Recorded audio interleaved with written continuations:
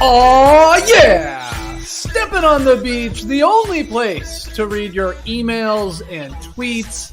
It's still Wednesday, September 9th. I'm still J.E. Skeets, and alongside me, as always, he's still here. It's Tass Millis. Hey, everybody. Hey, Tassie. We got the bearded one, Trey Kirby. Hey-o! Hey-o! We've got the international man of mystery taking it to the max, Lee Ellis. Friends. And last but not least, making the magic happen here is JD. Hello. There he is. And here we are once again on a Wednesday. Thanks so much to everyone who sent in questions over the past week or so. Keep them coming, guys. Email us nodunks@theathletic.com or tweet them in at nodunks_inc or use the hashtag if you want. NoDunks. Another great crop task of questions this week. Keep sending them through that post service. Our post service will always be working. First one. Hello, non-existent slams. First time emailer here. Way to brag. First email, getting it right into the chat here. Last season, Bam Adebayo was one of the players I subconsciously became a fan of. As a person who tends to root for energetic, versatile bench players, him getting both an all-star nod and being the MIP runner-up this year brought me a lot of satisfaction. I compare it to the joy you feel when your favorite obscure indie band finally gets a big break. Here's my question. Which current bench player could you see benefiting the most from an expanded role next season? Thanks for the entertainment and for all your hard work since the restart. Turnips, loperamide, some sort of medication there for something we won't discuss here. I looked it up. Wholesome. Lorenzo from the Philippines. Trey, your thoughts, bench player. Man, Lorenzo, look at this. First time emailer, first question read. That's undefeated, just like the Phoenix Suns. You guys remember the Phoenix Suns when they were undefeated in the bubble? Yep. What a story that was. It feels like 5 million years ago that happened. But when that was happening, they were playing a rookie by the name of Cam Johnson. And I thought he was really impressive. The numbers aren't crazy, right? He was like at about 13 points a game, 33% shooting from three. But the team looked so much better, I thought, with him out there as a spacey option, as a bit of a stretch four. And, you know, coming into next season, it's always hard to say what you're going to get from the Phoenix Suns. We've seen them put together nice stretches before, but it definitely felt different in the bubble. Maybe that's because it was the bubble, but whatever it was, the Cam Johnson effect felt real to me, and I would like to see him get a little bit more time next season. I think he's a perfect modern player to play alongside Devin Booker, alongside DeAndre Ayton, just giving more space out there so they can put a little pressure on the rim. Yeah, Mikal Bridges and Cam Johnson seemed like they were the perfect wings for Devin Booker to play with. They're going to be gritty. They're going to shoot that three. It did seem, I don't know, it seemed like a perfect world for the Phoenix Suns because it was perfect. They were 8-0. It's unbelievable when you think about it. Who you got, Lee? Oh, well, another guy, I think it's a pretty natural adjustment. It looks like Chris Paul is out of OKC. I think Dennis Schroeder just comes into that starting lineup and be's the starting point guard on that team. So, yeah, I think seen that happen before. Yeah, we have, and it didn't work all that well. But it just seems to me that's the natural progression. I don't think Schroeder would appreciate it if someone else came in and took his job. I think he was okay going behind Chris Paul because he learnt a lot, and Chris Paul's a legend. But I think Dennis Schroeder would now like that opportunity, like a second chance at being the starting point guard on the team to see if he can become more successful at it than he was there in Atlanta. But of course, there's going to be some changes there. There's going to be a new coach. So, you figure there's probably going to be some personnel change as well. So maybe Schroeder's not there. I don't know. But I think if he is there, he comes into that starting lineup because he was at times the Thunder's best player too, down in the bubble. He was, but if the Thunder are leaning very heavily into the rebuild, how much do you worry of Schroeder sort of stepping on the toes of an SGA if he is your point guard for the future? Could be a little bit of a problem. I know, of course, they play together. They've worked together, but that's with Chris Paul in the mix. I wonder if that changes when it's just the two of them. Yeah. Well, it's possible, but I think I just think if Chris Paul's going and he doesn't even come into that starting lineup, he'll be a little bit unhappy, I think, Schroeder. I think he's earned it as well. I think he's earned the right to get in there, and I think they can play together. I think that's going to be the challenge for whoever the new coach is. But Gilgeous Alexander is certainly the face of the future, but for next season, I think it'd be okay to have those two together and just to sort of see where Schroeder is. Was this season a bit of an I can't say that word, anomaly? Right. Or has he matured? Has he matured and he's like, right. I'm a better player than I was in Atlanta? Mm-hmm. I'm going to go with, I guess, sort of a guy in a way similar to Cam Johnson. I'm going with a rookie who was a rookie this year, and he started some games, but not a lot. But I think he'll be starting very, very soon in this league consistently because of what he brings defensively. Matisse Thybulle, for me, is he's going to be a special player. I think he's going to be making a lot of these all defensive teams. Of course, not making it yet as a rook, but it's not going to take too long, like Mikal Bridges with the Suns, for him to be a perennial name, I think, or at least in the mix for a lot of these all defensive teams. And he's just a perfect sort of complementary player if you've got enough talent out there to be your fourth or fifth guy. And as he works on his game and he gets better, because he should in a second year, hell, he might be a most improved candidate in the second year. Well, that would be wild. Imagine a rookie getting better in his second year after playing with NBA players for a year. I'm kidding. But he will be a starter very, very soon. And I think he's going to be able to contribute to whatever team he's on. So that's an obvious pick for me. I don't know if you have one, Tess. I do. It's basically the opposite of Matisse Thybulle, a guy who can't get on the floor because his defense is so bad, but his offense is so great. Michael Porter Jr. seems like an obvious one for the Denver Nuggets to be jumping into the starting lineup, but he had his little time in the sun. He came down to the bubble. They had him in the starting lineup, but they had to yank him because of the defensive issues. Mm-hmm. That being said, as a selfish basketball fan, I want to see all that offensive talent as much as possible, making highlights for us in October through April. How many guys can get an empty gym jumping? Not too many. And Michael Porter Jr. did that. His dad even had to, make those emoji eyes while wearing a mask. Was pretty cool in the bubble there. It's nice to bring your dad too as your family member. Now that I think about it, it's pretty cool. Yeah. And the defensive thing, he's definitely got to go into the summer and just literally work on defense. I don't know if any player in the history of the NBA has just worked on defense throughout the summer, but I think that makes sense for Michael Porter Jr. And there's a question if Paul Millsap comes back with the Denver Nuggets. He's a free agent. Will Barton's future with the team. So I think there might be an opening in that starting lineup. And I know Michael Malone is having to put him to the bench because he is getting smoked on the defensive end. He just having problems guarding the pick and roll. But hopefully he can be a different player come his second season when he could win Most Improved Player. Jeremy Grant, he's also a free agent, I believe. Don't quote me on that. Don't quote me on that. I'm not 100% sure now that I think about that. He's earned some money, that guy. Yeah. But you're going to live with Michael Porter Jr. being bad at defense, even during the regular season, I think. It's kind of strange for, like we're seeing in even the seeding games, right? He wasn't a great defender then, but Malone was happy to give him a run to see what he could do out there. And during the regular season, you're happy to live with mistakes a little bit more if he's going to be able to give you 25 a few different nights here and there, maybe average 16 or 17 for the season. The offensive talent is there, and he does contribute on the glass too. I like that. He might not be a great one-on-one defender. They're pulling him into switches all the time, but at least he uses that height that he has to hit the glass, and sometimes it's on the offensive boards as well. He can be a plus defender, but even if he's not, he's going to have a big role for the Nuggets next year. They got to hope he's going to be at least near all-star level at some point in the near future. Oh, it's funny you said that. I was going to ask, how many, what would you set the over-underline on Michael Porter Jr.'s all-star appearances in his career?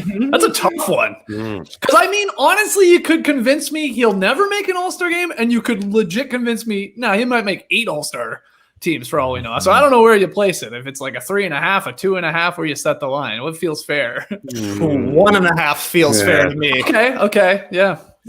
So again, nice. Yeah. Because I'm is he Jokic is the all-star for the Nuggets, no doubt about it. Right. Next in line, you're probably thinking Jamal Murray. They've got to get 65 wins to get to the 3 all-star level, which, they've got the home court advantage. They'll grow together a little bit. But I don't know. Yeah. Okay, 1.5. There's a lot of great players in the West. That's the tough part. Yeah. Go ahead, Lee. I'm just thinking, is he like a Wally Zerbiak? I think Wally Zerbiak made 1, didn't he? And he was an offensive player, like at second or third option for a lot of teams. So, he should be better than Wally. But, Wally was a pretty consistent player. Good shooter there for a long time. But, on the Wolves just didn't really, they had KG. And that was about it, really, wasn't it? Who else from Minnesota? Yeah. Sam Cassell, no. He never made one. I mean, Latrell Sprewell. Yeah, Sprewell. Sprewell for sure. Wow. Michael Porter Jr. is the new Wally Zerbiak. That's a Wally banger right there.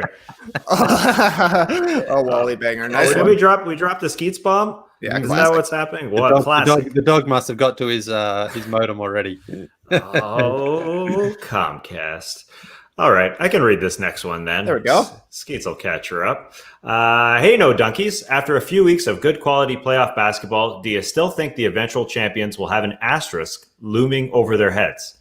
It sure felt like that there would have been one when the idea of the bubble was being tossed around, but now I'm not so sure. No dunks for life. That's from Kirk. I'm with Kirk. It definitely felt like there's going to be a huge one looming over this season months ago, and even as they came into the bubble in July, but it feels different. I will say there's going to be an asterisk because of how different it is, just the conditions. There's no fans, there's no home court advantage, there's no flying, but I think it's different than the other asterisks because the basketball has just been so good. In 99 and 2012, the basketball wasn't as good because of the timing of the hiatus that happened. It was before the season. In 99, guys just didn't come in shape back then. It was a different time. And so the basketball wasn't what we see right now. And in 2012, guys were definitely more in shape. But the fact, again, that it was before the season, it changed the dynamic of the season. There was back-to-back-to-backs. There's no practices in general. The guys just didn't have a lot of time to get better together. But now, because the hiatus was midseason, the players were in absolute great shape when they came down to Orlando. And so there isn't going to be this idea that, oh man, they came down there and they played sloppy basketball. Of course, there's going to be the association with the year of 2024 ever, and that it's going to be a weird sort of season in terms of history. But the asterisk is really different in that it wasn't sloppy. But yeah, they obviously just an anomaly, as Lee likes to put it, of a season. But at the same time, not the same sort of asterisk we thought there was going to be. Do you agree with that, Trey? Yeah, I agree. It's not been a sloppy aspect to it at all. It's almost like being in the bubble has leveled the playing field with the lack of travel and playing in the same gyms time in and time out. You can get in a rhythm a little bit, and I think there's a natural flow to we play one day, then we're off for a day, then we play one day, then we're off for a day, and you just kind of get used to the rhythm of the series. And we're seeing that the effect of travel really has during a series, both from the narrative standpoint when you're like, okay, well, they just won, they're up 2-0, but now they got to go win one on the opponent's home court. That doesn't happen here. And now it's just who's the better team, who's going to be the better team for these 7 games. And without having to go back and forth from city to city to city to city, people are just able to play at their best. And that's why I think we're seeing great shooting. I think we're seeing offenses that have clicked. We saw all these 50-point games in the Jazz Nuggets series. Things are just a little bit more even. We're always going to associate this with 2020. There's going to be the biggest asterisk from the standpoint of, remember when they were playing a season in a bubble? But there's also going to be very little asterisk from a this doesn't count standpoint, because it seems like everything counts. Everybody was ready to play, and the games have been really good. Everything from the seeding games through the first round, even into the second round here. We said it right from the beginning that there was only going to be, in my opinion, an asterisk on this season if, heaven forbid, a star player on a title contending team got COVID and was removed from games. Unfortunately, that hasn't happened because they've done an incredible job with the safety protocols and this entire campus environment and the bubble. That to me was really, okay, yeah, if LeBron is removed because he actually contracted the virus, then yeah, that has an asterisk on it for me. But it didn't happen, and you're right. Everyone is, for the most part, been pretty healthy and safe, and we're getting the best of the best down there. So that's sort of removed, in my opinion. And it's weird. It's always going to be remembered weird, but no, they're the eventual champion. If we, knock on wood, we get there, and we will be legit, right? Mm-hmm. Yeah. Yeah, no question about it. And it's actually kind of fun seeing how teams just compete when everything is basically at that same playing field. There isn't like, wow, man, they just can't win in Denver this series. They have to go out there and play there every night. So I actually think it's been really good. And I also think it's made it difficult from a to predict standpoint, because right now, who's the favorite to win the championship? I mean, obviously the Lakers and the Clippers are likely to come out of the West, and then the East, it's going to be down to now 3 teams, which all 3 teams, I think, have at least a stake. They can claim, like, listen, if things go our way, we can get there and we can win it. And I think that's really good. In years gone by, it's kind of been like, well, the Warriors, who's going to really beat the Warriors? Nobody. But that's not there anymore. I think the Raptors beat them last year. So. Yeah, but and again, it's like, well, Kevin Durant wasn't there, and whatever. But I think right now it's like the Lakers could win, the Clippers could win. Less convinced about the Nuggets, and the Rockets are probably just behind them as well, simply because they have to beat the Lakers and then the Clippers. But I sort of feel more teams have got a chance right now than we've seen in the past. And I think that's great. I think it's really, really fun. And you see as well, the players out there, there's nothing changed from a passion standpoint. Like, no one's out there like, oh, who cares? This one doesn't count. Very true. Everyone is playing with the same level of intensity that you would expect in the playoffs. So I think overall the basketball, the quality and the standard has been as good as we can possibly expect. How about this point from Antonis Papadopoulos in the YouTube chat, who says, I don't think there's an asterisk with regard to who wins the title. We all agree on that. But there's an asterisk for teams like the Bucks, who normally would have had home court advantage. The home court advantage is gone. There's no doubt about it. Crunch time feels a little less crunchy. You're not getting the benefit of your crowd getting to boo the referees when they make a call that you disagree with, maybe getting in their heads a little bit. That is an effect. I would agree with Antonis here. Right. Yep. Yeah. You can't deny that. I mean, it's tough because the Bucks were just bad the entire bubble, right? I mean, that's the thing. They were not convincing in the seeding games, and it sort of continued a little bit into the playoffs. I think they lost 10 games all regular season, like the normal regular season, and then they lost 10 games in the bubble alone, and obviously much, much fewer games. But no, that's a great point. I mean, was it Giannis saying, we really missed out on a home court advantage? We had one of the better ones in the league, and and they would inspire us to victories. But at the same time, there are other teams like the Heat and the Sixers who are just really great home teams throughout the season. But the Heat came down here and kicked the snot out of everybody, even if they didn't have home court advantage. They're a bad road team. They're in that Sixers family. So I appreciate how it wasn't used as an excuse for the Bucks until, Giannis just sort of brought it up. But I think that was just after the fact. He was talking about it wasn't an excuse, but it was more just a point. That's real. It is real that it has been a leveled playing field. It's an equalizer, no doubt. And that's why you have to mention it. You have to bring it up. But at the same time, the Heat came down here.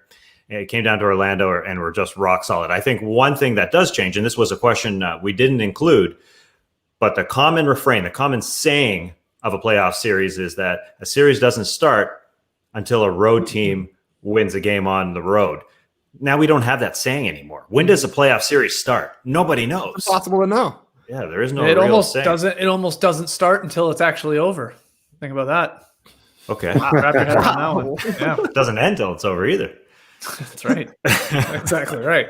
That's a good one. Let's hear from people with that the asterisk question there. People have opinions about that one. No, this whole thing doesn't mean anything. It probably depends on who you're cheering for. Maybe if you're a Bucks fan, you're like, this doesn't count. This is stupid. This is pointless here. But other teams are going to disagree with that. So let's hear what you think, at least on Twitter and the YouTube comments. All right, what's our next one here?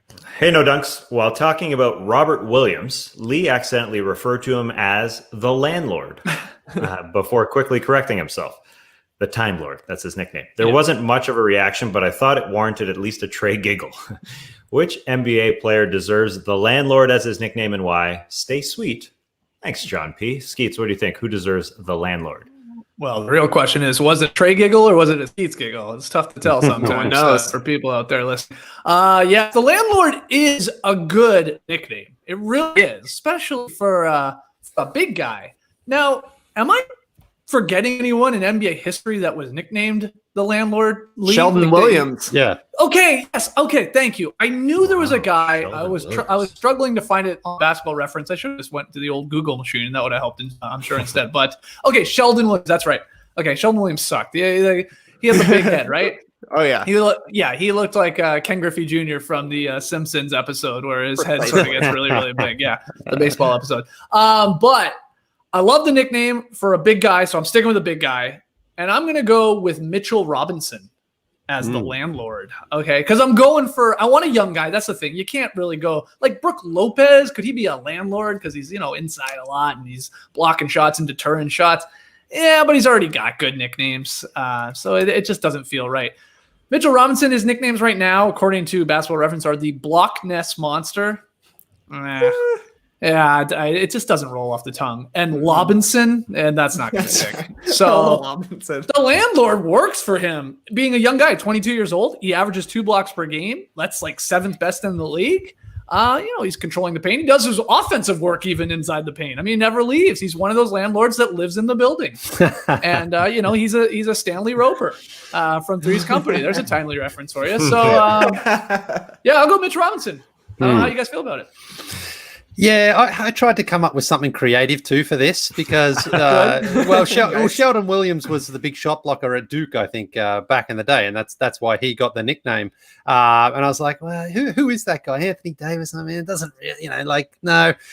So I came up with a really boring one instead, and I'm just going to say Russell Westbrook because he covers the most land. I think he's like a sheepdog out there, just running around. He's all over the court the whole time. He never knows how to stop. So that's the best I could do. It's not that good actually, but I should have come up with something else.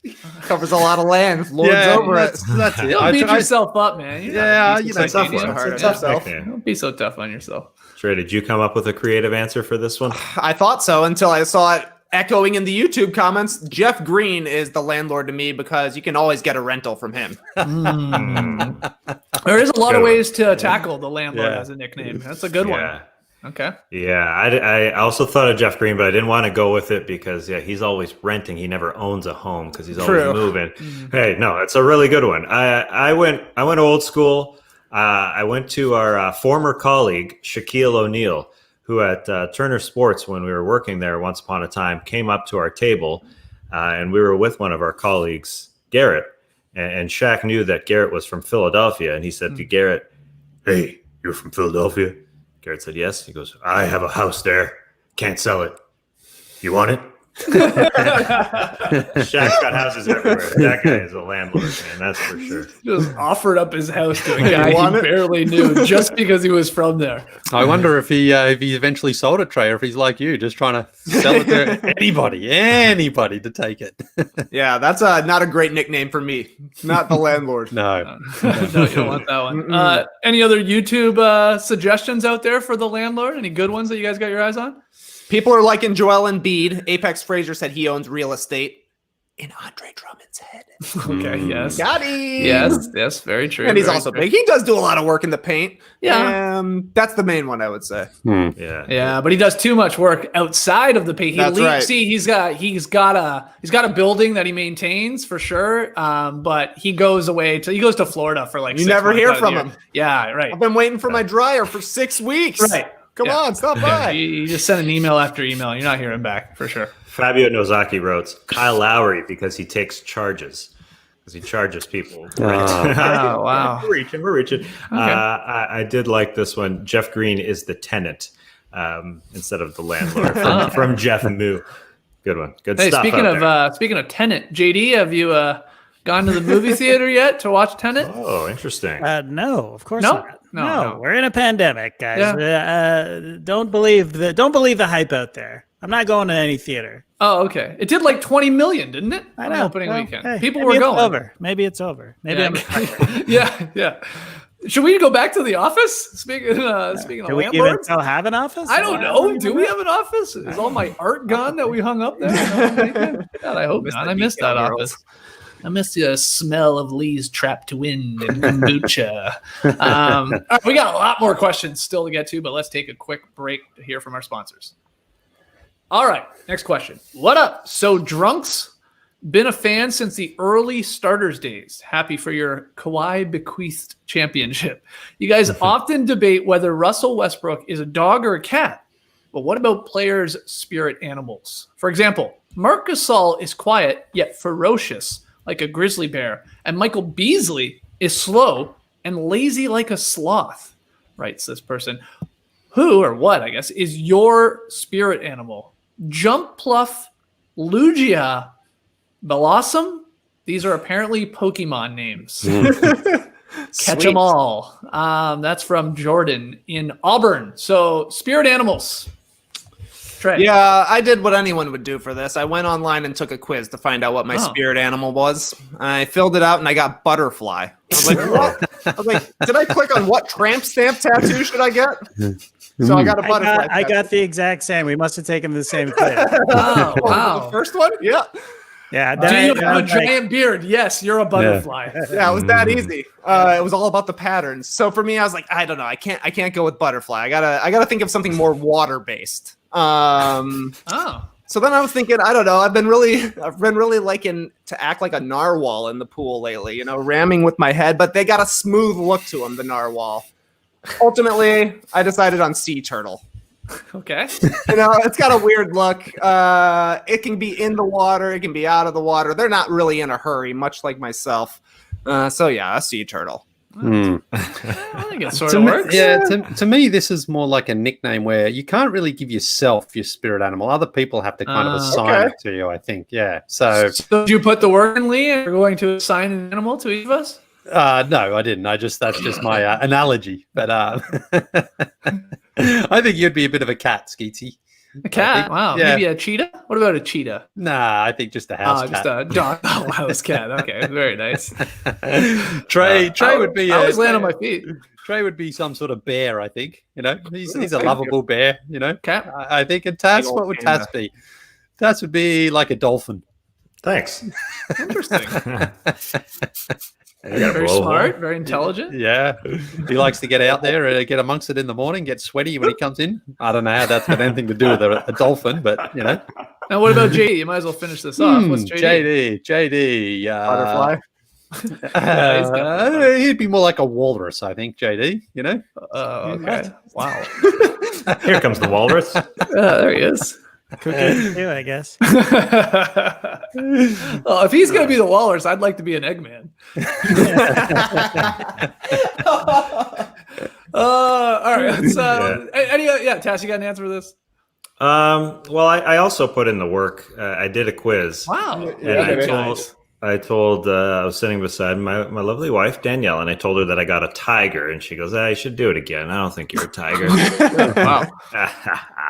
And then you read the synopsis of why you're likened to a certain animal, and it's like reading a horoscope. Like you can find little tidbits in there. Like, sure. I am like that. I am like a tiger. I do take dumps sometimes outside. Even that isn't me exactly. Yeah, you're right. You like being by yourself, but you act slowly, but you can act fast when needed. I like that. I like that about myself. That's so me. That is me. Perfectly. Speaking of animals, we just got a dog, guys. Whoa. This is a quick developing story here in the Skeets household. We just got a puppy this morning. Someone was looking to obviously find a home for this puppy last night on Instagram. I mean, it's crazy. Instagram, what can it do? Wow. It was a friend of a friend of a friend. And yeah, this little puppy was dropped off this morning. We believe it's a 8-week-old Australian Shepherd girl. We're not 100% sure about any of that, but she got a vet appointment tomorrow, but very, very cute. Don't have a name yet, but let me throw the name out that's being kicked around the house a little bit. Okay. Let's just see your reactions, because you got to see the reactions. Again, she's black and white, very, very tiny puppy. Luna. Okay, that's fine. I'll take that. Yeah, that's not bad. Yeah, There's no weird faces. Okay. Luna's right now at the forefront. We're throwing it around, see if it works. But you got to try yelling it a lot. Yell it. Like go outside and yell, Luna! Luna, put it down! Exactly. I hope I didn't really upset her out there. Let's scare Luna. A house with cats and dogs, though. I don't know. Well, my neighbor's got 3 outdoor cats, so this is going to get very interesting very quickly here. But yes, very exciting. Well, I'll show you a photo later. Okay, so let's get to our next question. What we got, Tess? Chrissy Teigen and John Legend are going to love that cat. Oh, that's right. Or I dog thought, name. that's one of their little girl's name, I guess, right? That's right. That's right. Yeah. Yeah. What Instagram's great for everything, especially learning the names of celebrities' kids. All right, next one. Hi, guys. Please look into your crystal ball and predict the biggest name to change teams in upcoming free agency. That's from Magna Mikal in Norway. Skeets, back to ball. Biggest name to change teams upcoming free agency. Well, not back to ball yet. Nora just texted me. She got so scared when you yelled that. Uh-oh. Oh, now I feel bad. I'm a horrible dog dad. Sorry, Luna. Go get her. Cuddle sorry, her. Great question. Little free agency. Why not? Let's talk about it. This is going to be a weird free agency for a lot of reasons, of course. It's tough to pick the biggest name because a lot of the names on the list like have player options or just probably not going anywhere. Restricted free agents will be signed like Anthony Davis. Okay, he's not leaving the Lakers, I don't think. Brandon Ingram is not leaving the Pelicans. DeMar DeRozan likely picking up a player option, so I would think we'll be at least signing still to be with the Spurs. Who knows what happens from there? Gordon Hayward, same thing. Like Bogdanovich with the Kings, I would think if anything, Buddy Hield has moved and stuff like that, and that he's a restricted free agent. So I don't know. I guess Fred VanVleet is a question. Will someone pry Fred VanVleet from the Raptors? He's an unrestricted free agent. Possibility. I think Gallinari, I don't know if that name is big enough for people out there, but we saw what the Thunder are doing, moving on their coach. I mean, are they really, really going to just lean heavily into a rebuild? I could see some interest for a Gallinari from a lot of teams. He seems like that sort of like, fifth piece you would want on your roster, maybe even starts to become a sixth man in his career.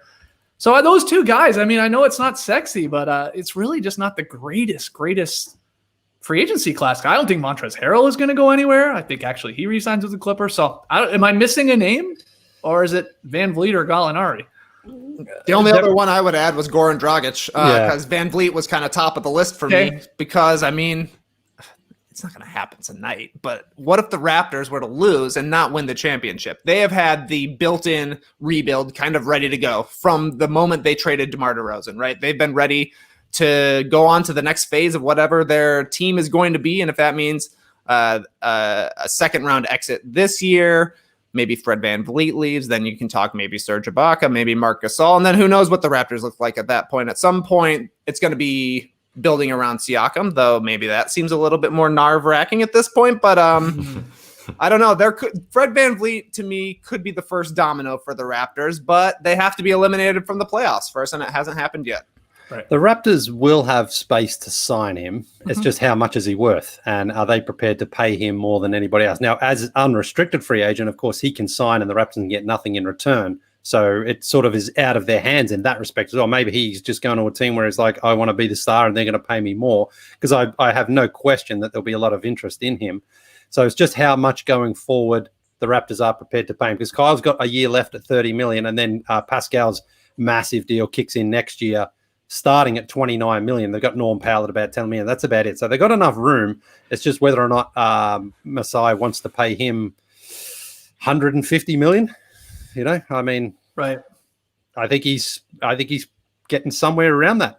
I really do. I think depending on how desperate teams are to sign a guy who's like got a good reputation in the playoffs and coming off a successful run, that sort of money's not out of the ballpark there for Fred. It's just whether or not the Raptors and Masai are going to pay it to him. So that's he's probably the biggest name. I think. I really think he is the biggest name out there as an unrestricted, totally free agent. So yeah, Fred. Yeah, I think the biggest name to be moved won't be a free agent at all. I think it's going to be Chris Paul, which everybody and their mom said the same thing approximately 10 months ago or whatever, or I guess 15 months ago when free agency popped up in 2019. But I think Sam Presti is so confident he can get good value for Chris Paul. He's even telegraphing that we're rebuilding by letting go of Billy Donovan and that mutual decision there. He's that confident because Chris Paul's value is at a surprising high. I don't think anybody would have expected such a great year from Chris Paul. But as he said in the Oklahoman last year, as he said multiple times to anyone who will listen, Sam Presti knows that OKC needs to tear it down a little bit to get back to that championship level. And they were at that championship level. I don't think Sam Presti has any interest in being mediocre to good, because that's where their climb would be. And this is the time to trade Chris Paul. I think it would be the absolute great time to trade him. And if we're watching the Miami Heat, and I might be trapped in the moment here, but Miami Heat are getting to the conference finals. Maybe it's just the circumstances here in the bubble, but teams are kind of overachieving. So maybe somebody will overpay to get Chris Paul. I don't know if it's the Heat, if Goran Dragic leaves. We talked about Milwaukee potentially jumping in there. There are some teams who would love Chris Paul as their number 2, 3 guy. If a championship team could make that happen, that would be great stuff. And I think that'll make some big headlines in November now. Free agency is potentially being pushed back to. It's always changing. You never know. We don't know. Yeah, it was supposed to be sort of late October, and now by all accounts, it might be a month later. Yeah, mid-November, something like that. But who really knows? All right, great question. Next one here. Hola, all wedgies. I've been listening since the Basketball Jones days after discovering y'all during a promo in a soccer podcast. I am a born and raised Lakers fan. Carl Kuzma was minus 21 against Houston in game 1. I feel like an old man yelling at clouds whenever I express my dislike for Carl Kuzma publicly. Who is the player from your favorite team that you knew was terrible, but anytime you brought it up, people argued with you about how you didn't understand his value? Am I taking crazy pills? Please help me out. JD, has this happened for you with a Marvel/Star Wars character or maybe even a band? Cheers. That's from Mike T in Huntington Beach, California. This is interesting timing with this email, Tass, with the Kyle/Carl Kuzma. Yeah, bad game 1. Pretty damn impressive games 2 and 3, as we talked about on our daily podcast. So he bounced back in your face, Mike T. But Tass, you get us started. JD, I definitely want to get your answer to the Marvel Star Wars part. But what do you got, Tass? Kyle Kuzma is a very good basketball player. Let's start with that. I understand all the talk about Kyle Kuzma, coming out of the gate as a rookie. There was, I guess, high expectations after how he played as a rookie. And then he started taking a bunch of shots on a LeBron-less team, and he didn't look like a great player. He looked like a guy who's just going to shoot the ball a lot. But zero in on what he's doing now, what he's done in the bubble, what he's done as a guy down the pecking order on a team. He is phenomenal right now. It's sometimes you get expectations as a fan of a team, and you think, we even talked about Marvin Williams today. He was a number 2 pick. He should be a great player. Kyle Kuzma, all of a sudden, he could be a number 2 guy, number 3 guy. We could trade him for Anthony Davis. Well, those expectations they're not going to meet what Kyle Kuzma is. But if you lower those expectations and understand what Kuzma has done, you got to be happy with him. He was in the bubble in the regular season seeding games, taking a couple possessions on James Harden, as he's doing in this series, or a couple possessions on Kawhi Leonard and doing a really good job defensively. Who would have thunk it? He's exceeding expectations on that end. So I think you got to be really happy if you're a Lakers fan and Kyle Kuzma is not going to be a number 2 or number 3 guy, but in his role, he's great. And I'll just answer the other part real quickly. Yeah. As far as being a fan of a team, I was more of a Raptors fan a long time ago in those Basketball Jones days, and I would say no player was terrible when I was a fan. I loved them all. I had crazy expectations, like I think our email here, Mike T does. They were all going to be great. TJ Ford. Oh, yeah, he's going to be the best. All these guys are going to exceed expectation. Lauren Woods, the next Shaquille O'Neal, all of them. So the landlord, Lauren Woods. Yeah. He owns the Woods. Yeah, it's part of being a diehard fan. You're right. You talk yourself into all of the guys on your team. We wouldn't trade that guy. No way. He's going to be a 20-point per game scorer for sure. Lee, do you have anyone? I don't know which team you cheer for. But. Well, exactly. I was just going back to Tass's answer there. Carlos Delfino, man. Carlos Delfino. I wanted to murder him sometimes when he went out and played for the Raptors, because took some bad shots, didn't do anything on defense, and didn't really do all that much else. But every now and again, you'd see Carlos have 27 points, hit 6 threes, and people say, "Yeah, Delfino, man, Delfino. He's our bench. He's our Vinnie Johnson. He's the microwave off the bench." And I'm like, don't get sucked into it. Don't buy that real estate in Carlos Delfino. So yeah, he used to get me so angry, especially in the playoffs against the Orlando Magic that year. They lost in 5 games. I think he had one good game, and then he just stunk it up the rest of it. But he kept getting minutes, and I was furious. Wow. Wow. I mean, he had some moments, international play moments too. He was a decent player. Yeah. He's like Walter Herman. He sort of just lived off these, like, there's 1 or 2 memories that people have that all of a sudden this guy was fantastic. Yeah. But day to day, oh my God, he got me angry sometimes. Trey, do you have a Bulls guy or two that you were very, very high on? Well, here's the thing, is that nobody thinks the Bulls players are good. So that's the tough part. On the internet, I have to be like, no, man, Zach LaVine could be an all-star. But then I talked to my dad back home, and he's like, Zach LaVine? How is this guy not an all-star? He should be an all-star. I'm like, Dad, he's terrible. So I'm really caught in the middle here. People on the internet have the wrong opinion. They think the Bulls are mostly terrible, which they are, but I can't let my dad know that they're not that good. I have to keep him. I have to keep him in his place. So it's a tough spot. But it's very weird being a Bulls fan. It's like when they were good, they had Derrick Rose, and he was widely respected as a good player. But everybody kind of realized that Carlos Boozer was the tough spot. But nobody on the Bulls was like, no, man, Carlos Boozer is holding this team together, right? I don't know. The Bulls seem to be very properly rated. Fair. And JD, if we could bring you in here, do you have an answer for the Marvel Star Wars angle or band? Well, yeah, well, the band everybody knows. I hate Oasis, and every time I say that, people they attack me as if great. I'm happy you like Oasis. They suck. They're worse than Nickelback, and I hate Nickelback. Wow, geez, that's harsh. I love Nickelback just getting a jab in there. Yeah, you got it always. And for Marvel, as a kid growing up, the comics, Doctor Strange, I never got it. I don't like magic. I don't like Harry Potter. I don't like that kind of stuff. I don't like the mystical. The ex machina is always, oh, presto, you're saved, right. Oh, I forgot I had this spell up my sleeve. So that said, though, I really liked Doctor Strange, the movie. So in the movies, yeah, Benedict, he sold me on old Doctor Strange, who we can't. We had a drop months and months ago of this kid doing a review of Doctor Strange, and he started the review by saying, Doctor, give me the news. I got a bad case of Doctor Strange. Remember that? I do remember that. I dig that up, but I bring that up because that's the only way we say Doctor Strange in this house, in our family. You cannot just say Doctor Strange. You have to do that entire drop. So. Good comment here, JD. I don't know if you want to put it on screen because it's a knock on you, but from Javante Music, don't look back in anger, JD.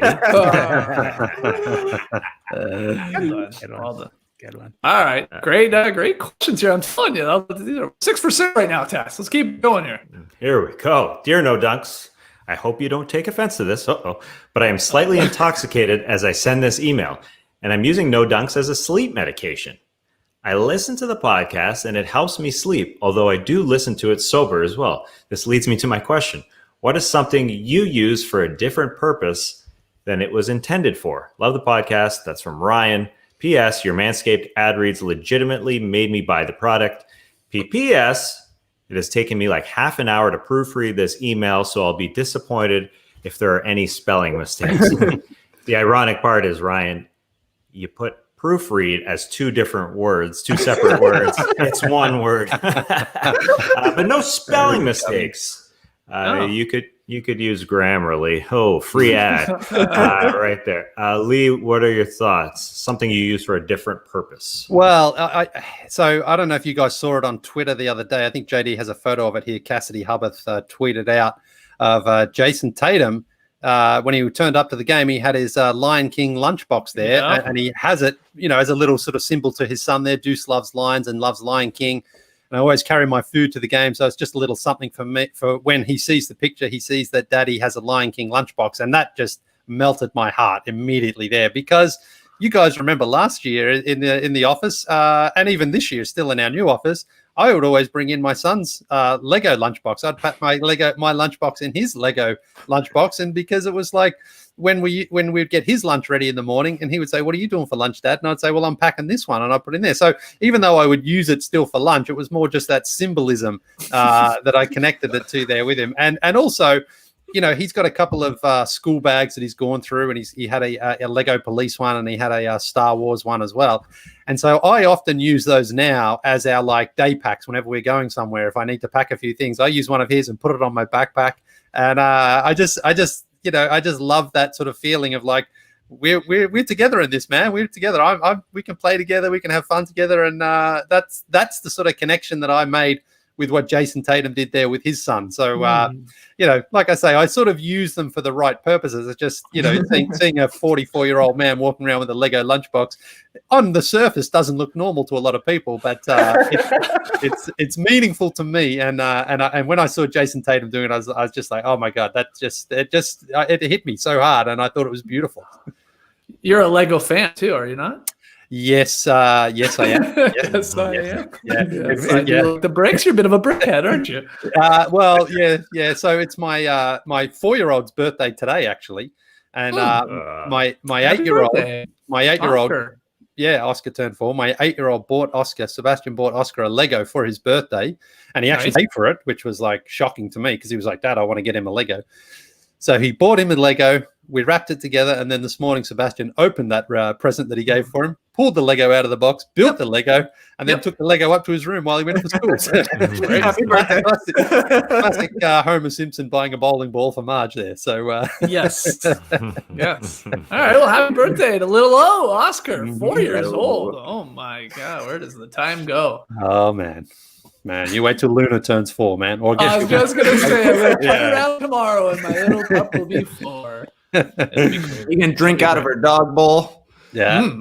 Okay. I didn't know why you said that for a second. I was like, wait, is that what I think that dog owners do? I know dog owners can be weird, but dog owners do. Gotta test Okay. it out. See how they're licking. Yeah, I forgot the link to the lunchbox there. That was well played. Do you have an answer for this, Trey? A product that you use for a different purpose than maybe it was intended for? Yeah, I don't know if you guys can hear this. That's a popcorn tin, but it's also my laptop stand.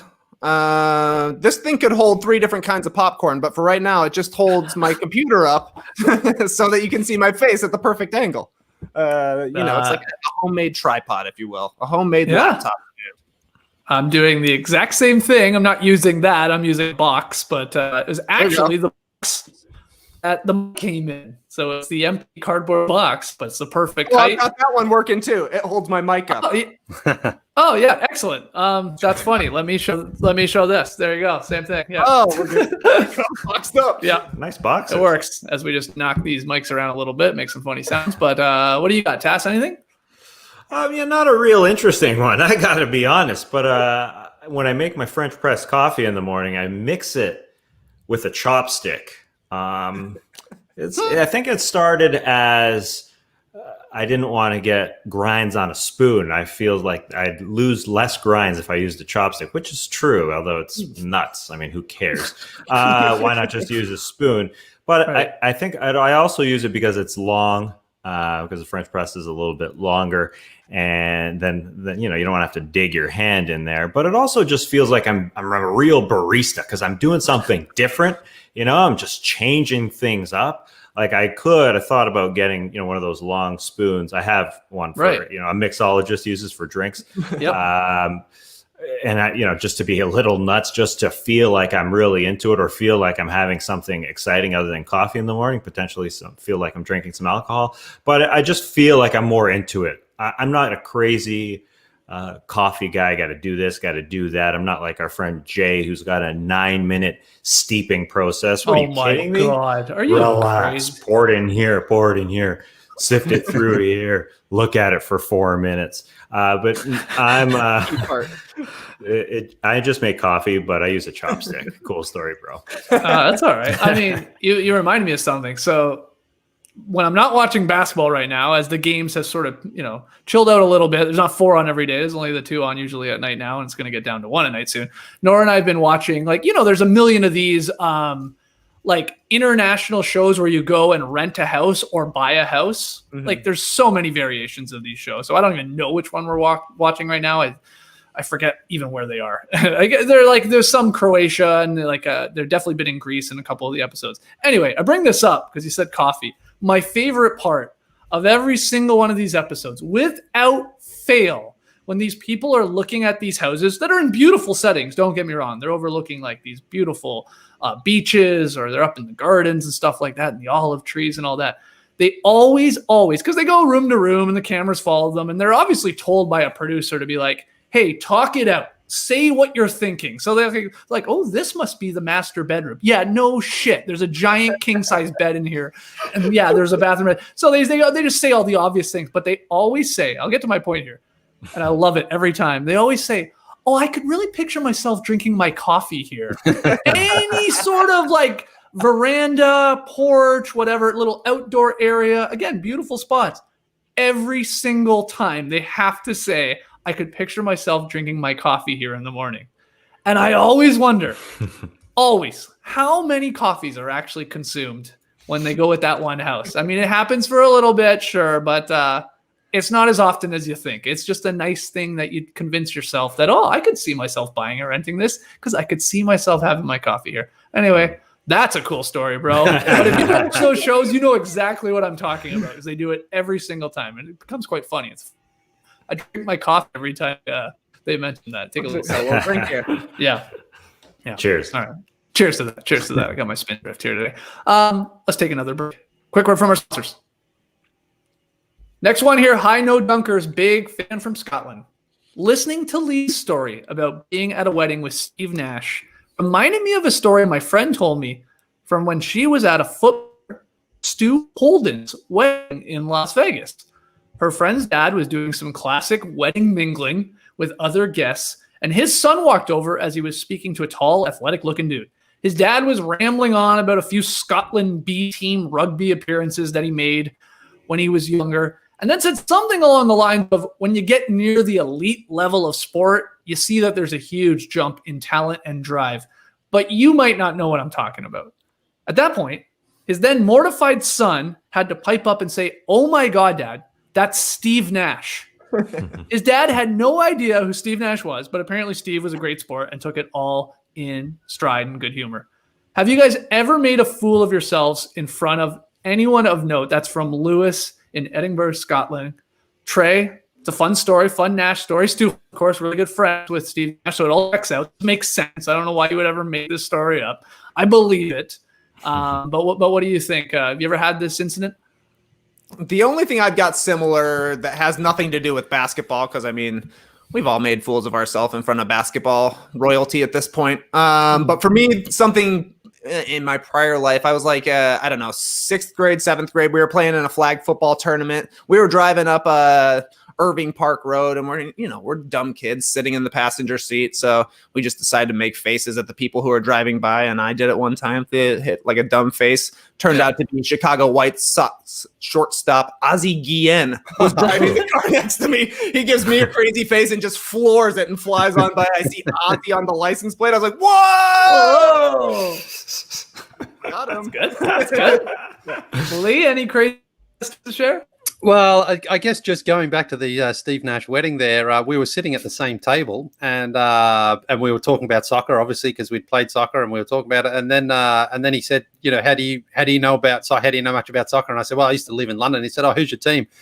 And I said, oh, Arsenal. I love Arsenal. And Steve Nash, anybody who knows anything about Steve Nash and soccer knows that he's a big Tottenham fan, and Arsenal and Tottenham are the biggest rivals there. So it wasn't super embarrassing. It wasn't super awkward or anything, but I just sort of remember thinking like, I sort of wish I didn't just say that, because it's like, we probably automatically hate each other now. So I see. I thought you were going to say like, yeah, Nash flipped the table, broke a bottle, like had it to my neck.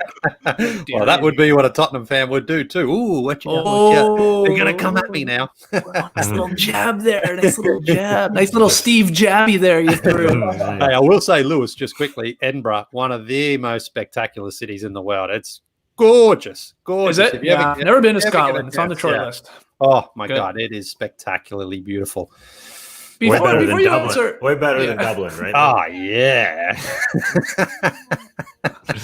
Before you answer, Tass, I just wanted to point out from this story, I thought this was a weird part. When the dad is saying, when you get near the elite level of sport, you see there's a huge jump in talent and drive. To me, you could have just ended that sentence right there. Like, that's a great point. 100% true, especially if you were an amateur athlete and then you like really see the pros. But why did you have to throw in a setting where you don't really know a lot of people, but you might not know what I'm talking about? It was like a real weird jab to me, just Chuck out there speaking of the Steve jab. He's like, why? Why did you have to add that part? Why did you have to be a little bit of a dick, random dad? Yeah. Didn't like Steve's Indochino tight look out of his suit. I mean, guess it just what's seems up like a with strange that? part. Yeah. Anyway, Yeah, do you have an answer for it this, is weird. Steve? Well, for our show, I once had to dance at Flirty Girl Fitness, Yep. which is you do a little dance with the pole, you wear your tights, and that kind of thing. Somebody sent the video to Chrissy Teigen. Why? I'm trying to think why that happened. But she replied with a WOW, wow, and then started following me. So I didn't do anything embarrassing in front of anyone, but on the internet, same thing. Right. I'm trying to think why somebody sent it. It doesn't make sense. You're gonna want to Was check she- this out, Chrissy. Yeah. Yeah, was she you're gonna want to see considered- this. wanna see I think. Yeah, I think she was. I'm not sure. I think she was just, at the peak of her powers, and people were just sending her stuff. Like, you want to see this? You got to see this. I don't know. I have no idea. Anyways, she loved it. Right. Absolutely loved it. Got a follow out of it. I've mentioned her twice already in this. Yeah, I know. You've got done a Luna. good job keeping that relationship up. Yeah, for sure. Their second child's name is Miles. What a cute kid. Oh. Okay, moving on. Hey there, dinkers and dumpers, but no dunkers. In almost every commercial break recently, it seems like I've been seeing a Corona commercial featuring Snoop Dogg. Oh. I have two questions. Does Snoop's presence make Lee reevaluate his Corona stance? And two, which celebrity would make you try a product based on their endorsement? Thanks for all the basketball and non-basketball content. As always, turn up. Love you guys. Awesome. That is from Doug in Pittsburgh. Lee, what do you think? Does it change your Corona stance? Not really. No, not really. I mean, the thing is, Corona, and I don't know when it was, sometime in the summer when we talked about it, they were taken over by the same brand that sells Budweiser. Is that right? Anheuser-Busch. Is that right? I think believe you're that's right. correct. Yes. Yeah. So my theory basically has been proven correct. I definitely think they've cheaped out on the ingredients, and they've tried to mass market it. And it was working until this year when everything Corona has just been so badly affected. So I think they must have paid Snoopy a bomb to get him to endorse these, to get the beers back on. Because Snoop's a pretty well liked and pretty well respected guy. So it's like, yeah. Yes. He has You great know, beer taste, too. Yeah. And he crosses a few different, genres there. Sport. You sort of know him as a sport connection to the Lakers there. Oh, Sort that's of. a bit of a stretch. I mean, I thought you were going to go with the Sting angle, maybe, but He's, so yeah. oh, wait, that's Shaggy. Yeah. Well, Snoopy, Shaggy, Sammy Samsonite right there. So I respect the fact that Corona had to bring out the big guns there, but improve your product. Improve your product. Go back to the way it was 10 years ago, and I'll be back on board because it was a great beer, but no longer. It's Wow. Okay, Sting and Shaggy should add Snoopy. They'd make it a trio. Oh man, I can't the commercial is fine, keeping up with on your telephoneses, as he says, or whatever. It's fine. But man, I don't know about you guys. I know we've watched a million basketball games here since the restart, and that's great. I feel like we have seen the same commercials over. Yeah. There are maybe 15 commercials, maybe 20 total, and that's all we see. Every single game, you are seeing the exact same commercials. There's of course there's the Geico insurance one, the Sing one, the taxidermy tax account, and whatever one. I don't even know who that woman is. I guess she's Adina Menzel. notable. Yeah. Yes. There's the Jake from State Farm, and oh man, it's just like ad nauseum. These ads, ad nauseum. That's why they call it that.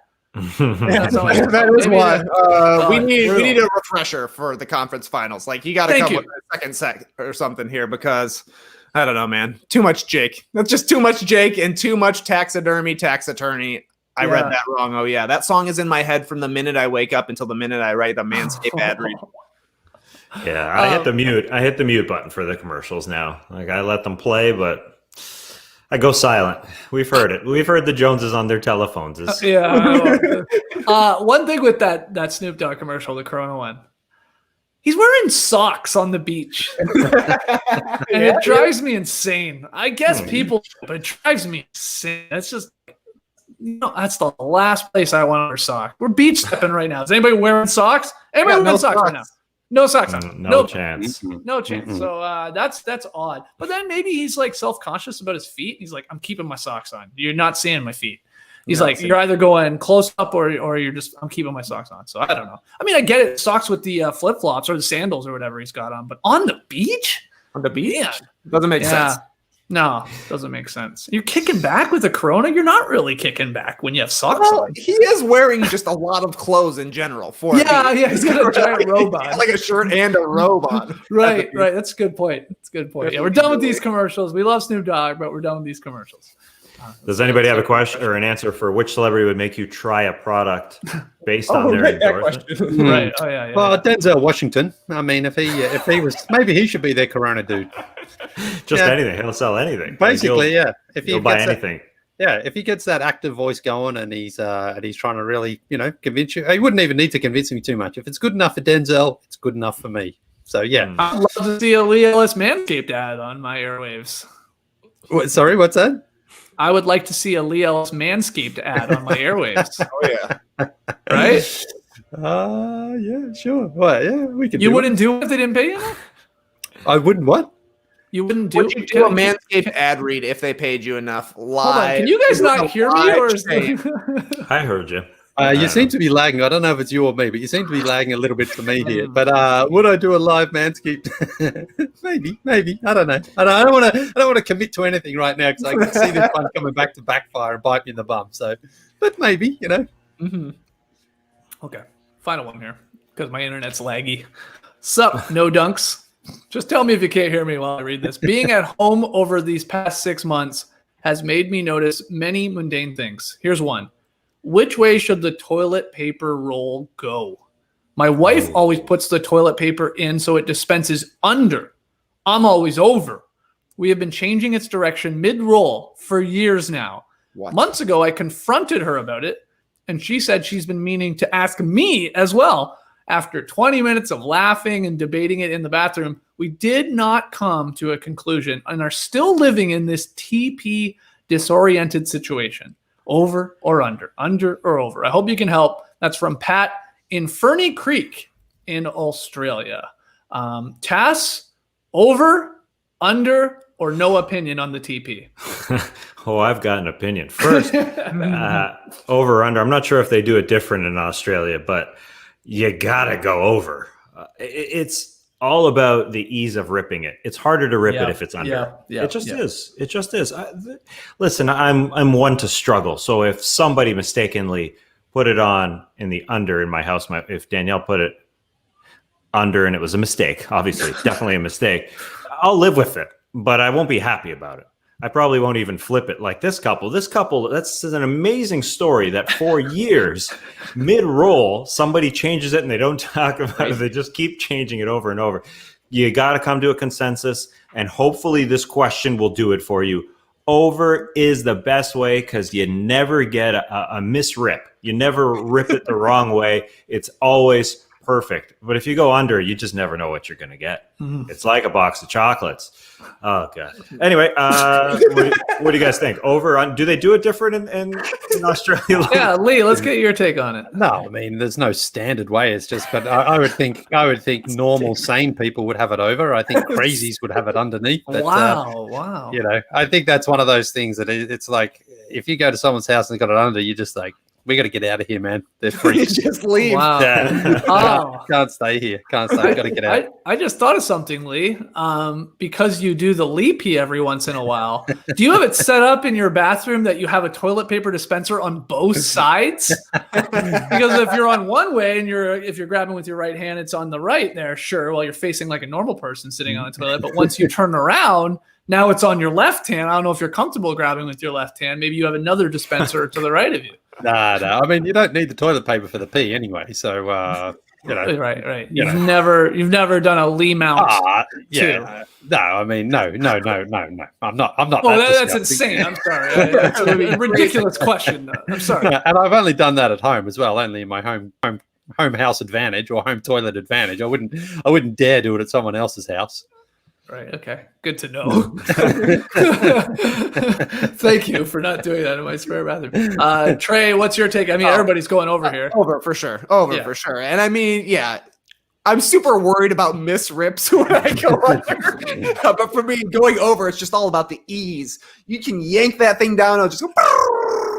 You got a fistful of toilet paper. You're good to go. Okay. All right. We're all saying over. I will be shocked that there's a lot of under people out there. Though I'll admit, I never really noticed this, like the phenomenon of you could go over or under until like I was like 25 years old. Like I didn't think about it for a good portion of my life. And then when you notice it, then yeah, you never not see it. You're like, oh, go to somebody's house. No, that's wrong. No, hopefully that was a mistake. Hopefully Danny just put that in the wrong way. I won't say anything when I come out, but I hope that's a mistake. I'm going to give her the benefit of the doubt. But oh yeah, so we've been in so many battles over it that for a time we were just putting it loose in a basket. You had to actually pick it up. Wow. Because we couldn't decide. No, I'm kidding. I'm kidding. Those people. There's some people out there. Yeah. So No holder. Just a basket. Go basket over, game. Pat, you're right. Your wife is wrong on this one. It's over. Keep us updated. Let us know. All right, we'll call it there. Thank you so much for your questions. Keep them coming. NoDunks@theathletic.com. @NoDunksInc on Twitter. I sent JD a little photo while we were doing this. There's Luna. Oh, wow. There's that little cutie. That is a cute dog. Yes, she's very, very cute. And so far, so good. We've only had her for, I think we've had her for about 6 hours now. So in my opinion, the perfect dog after 6 hours. Can't wait to see it on Dogs at a Distance. That picture's a little close. Too close. Yeah. A little too close. I'll get you a Dogs at a Distance for the IG, no problem. She's looking off in the distance, though. At least. I can see my dog bowl out there on the grass. Oh, yeah. Wow. This is going to sound crazy as we wrap it up here. But I've talked about it before. I've been putting the work in on my front lawn, at least, trying to get the grass like looking good, looking healthy. And I'm knocking it here out of the park. My grass, I'm about to say this, Tass. This is something Tass would say. I feel like my grass, now that I have a little cute little puppy to run around in it, my grass might be too good. It's too thick. It's too nice. She just disappears in this grass. I mean, I'd love to get your toes on it, Tass, get your opinion on the length of this grass. But it's cute. Like she almost like disappears. And it's not like, it's like, just cut your grass, you dummy. No, it's not that. It's like very, very thick Bermuda grass. So I don't know. I'm going to have to rip up my old grass now. Wow. Put in just dirt for her to pee on. French drains, Bermuda grass. It's really the international house right there. It really is. It really is. Oh. Is that where you have your coffee? That room right there? That's the first thing I said when we looked at the toast. I can't wait to have my coffees out here in the morning. You know how many coffees I've had out there? One. The first day, I'm like, oh, it's too hot out here. Guys, thanks so much for joining us for this episode of Beach Steppin. Again, keep your questions and your comments coming, and we will see you on Thursday morning, 10 a.m. Eastern, live on YouTube. Subscribe to our YouTube page. Hit the notification button so you know when we're going live. Hopefully the Raptors win tonight, and I'll be in a good mood come Thursday morning, and hopefully this little puppy doesn't keep me up all night. Clipper Bros! You heard it here first. Have a great time. Turn up. Love you guys. Awesome. Thanks for joining us. And remember, you can tell it's No Dunk's second show of the day when we start talking about grass. Embrace the people, day, night, whatever. You could stay